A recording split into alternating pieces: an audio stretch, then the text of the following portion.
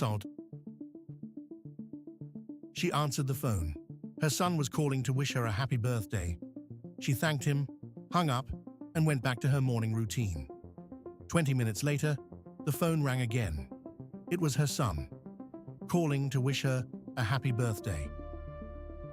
She was in her early 60s, retired, and by every account, living an ordinary and settled life. Her memory had always been reliable. She remembered faces, names, conversations, appointments without effort. That had simply been who she was. But beginning around the time she turned 60, something began to shift. Not dramatically at first. She would ask her husband a question she had asked an hour before. She would prepare for an outing she had already been on. Each time, she seemed entirely unaware that the conversation had already happened. Her husband noted it gently at first, then with growing concern. Her physician, according to records described in published neurological literature, initially considered stress and age-related memory changes. Blood work was ordered. A standard cognitive assessment was completed. Everything came back within normal range. But the episodes did not stop. They began to follow a recognizable pattern. Each one would arrive in the morning. Each one would last between 30 minutes and several hours. And each time, she would emerge from the episode with no memory that it had occurred at all. For her husband, the experience was disorienting in a way that was difficult to describe. He was watching someone he had known for decades repeat the same questions, the same observations, the same moments, with complete sincerity each time. She was not confused. She was not distressed. She simply did not know. She, in contrast, felt nothing unusual during those periods. From her perspective, each moment was simply the present moment. There was no sense of repetition, no awareness that anything had been said before. If every test came back normal, her family began to quietly wonder, was this simply what aging looked like?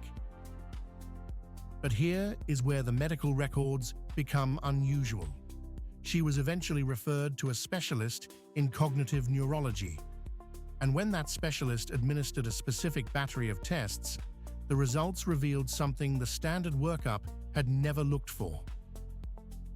It was not age-related memory decline. It was not early-stage dementia. It was transient epileptic amnesia, a condition documented in neurological literature that most general practitioners never encounter in a full career. The brain was producing seizure activity, but not the kind that anyone in the room could see. Transient epileptic amnesia, sometimes abbreviated in clinical literature as T, is a form of temporal lobe epilepsy. The seizures it produces are not convulsive. There is no shaking, no loss of consciousness, no dramatic visible episode. Instead, the seizure disrupts a very specific process: the transfer of new information from short-term to long-term memory. During an episode, the patient continues to function. They can hold a conversation, make tea, answer the phone, but nothing that happens during the episode is being stored. The brain is running. The recording mechanism has been switched off. According to published literature, including work from the Cognitive Neurology Unit at Addenbrooke's Hospital in Cambridge, TEA most commonly presents in adults over 50, with a strong concentration in the 6th and 7th decade of life. It is frequently misdiagnosed for months or years as a psychiatric condition, transient ischemic attack, or simply age-related cognitive change. Researchers noted that the morning timing of episodes, a feature documented across multiple case series, is a clinically significant pattern that often goes unrecognized until specialist review. The specialist ordered an electroencephalogram, or EEG, a test that measures electrical activity across regions of the brain.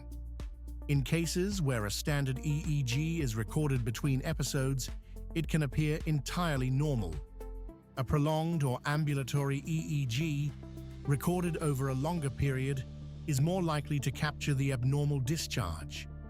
In her case, clinicians noted an abnormal pattern consistent with temporal lobe origin. Standard memory assessments had not detected this because they are not designed to capture events that happen and then disappear. The gap in the protocol was not the physician's error. It was a structural mismatch between a standard workup and a rare condition that mimics far more common presentations. As one published review noted, TEA occupies a diagnostic space where neurology, psychiatry, and aging medicine all overlap, and where none of them instinctively looks first. And then came a finding that changed how physicians understood this. Researchers investigating TEA found that many patients experience not only episodic amnesia during attacks, but a broader chronic effect on autobiographical memory, the stored record of one's own past. This phenomenon, documented in published case series, is called accelerated long-term forgetting. Events that seem to consolidate normally in the days after they occur begin to fade over weeks and months in a way that does not happen in the general population. A patient with TEA may remember a family event clearly 1 month after it happened and find that memory substantially eroded 6 months later. Studies using standardized memory tasks have confirmed this pattern in patients who otherwise perform within normal ranges on standard clinical tests. What researchers cannot yet fully explain is the mechanism by which temporal lobe seizure activity disrupts this longer arc consolidation process. Current thinking, according to published literature, points to repeated subclinical disruptions in the hippocampal memory system, the structure responsible for binding and stabilizing memory over time. But the precise relationship between seizure frequency, episode severity, and accelerated forgetting remains an area of active investigation. Treatment options, primarily anti-epileptic medications such as lamotrigine or levetiracetam, can significantly reduce or eliminate the acute amnestic episodes in many patients. Whether treatment also slows the accelerated forgetting of autobiographical memory is, according to current research, still not definitively established.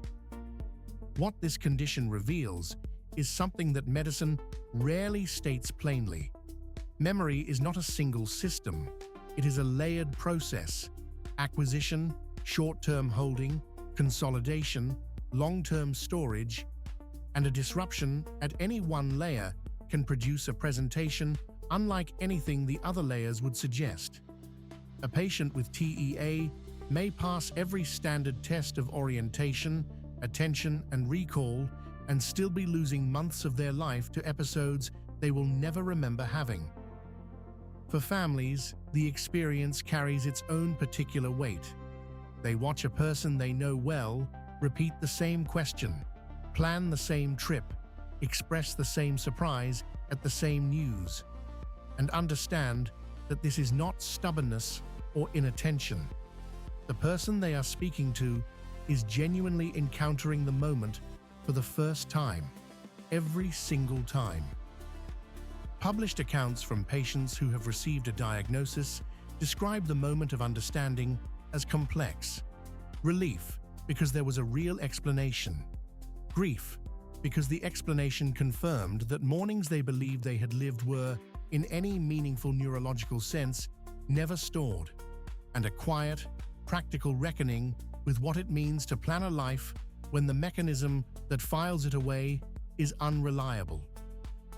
What T also illustrates, for those studying strange events in neurology, is how invisible a seizure can be. The popular image of epilepsy, the convulsive, visible, dramatic event, represents only one point on a wide spectrum of seizure phenomena. At the far quiet end of that spectrum, A brain can be producing abnormal electrical discharges that alter consciousness in a single, precise way, while everything else about the person looks entirely, unremarkably normal. She answered the phone. Her son was calling to wish her a happy birthday. She did not know she had answered it before. For her, in that moment, it was simply a call, simply her son's voice, simply the beginning of the day. This video is based on real, publicly documented medical case reports and is intended for educational and storytelling purposes. It is not medical advice. If you or someone you know is experiencing similar symptoms, please consult a licensed physician. Medical Mysteries. True cases every week.